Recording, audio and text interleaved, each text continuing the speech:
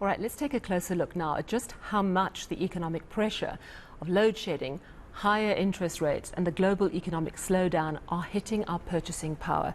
New data from the BankServAfrica Economic Transactions Index shows that in November we swiped and tapped a lot, but the value was less.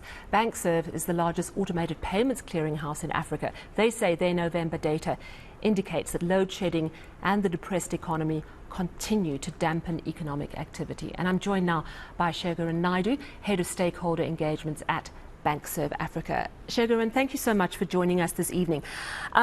Explain exactly what you monitor when you assess our economic transactions. And why does it give you more nuanced information than some of the other economic measures we already have? Good evening, Sally. Good evening to you and your viewers.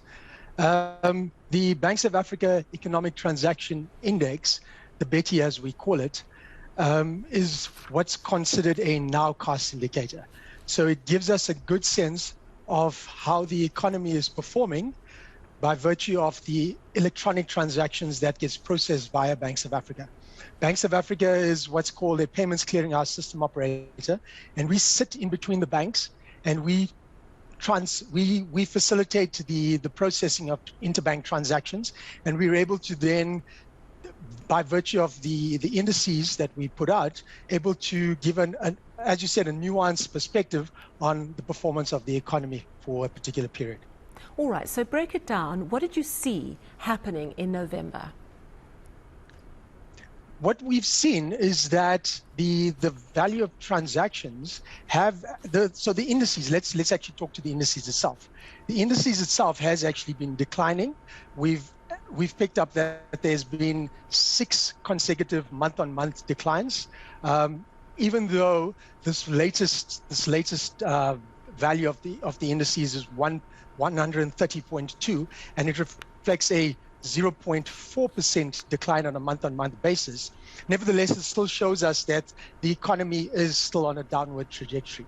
And the real reason behind this, Sally, is that one of the key factors that goes into the compilation of the indices is inflation. And we know that we are currently in a high inflationary environment, and as a result of it, it's had an impact on the indices itself. That being said, though, we do know that from yesterday's Stats SA results, we know that inflation is now sitting at 7.4%. So hopefully that's also going to have a concomitant effect on the indices going forward.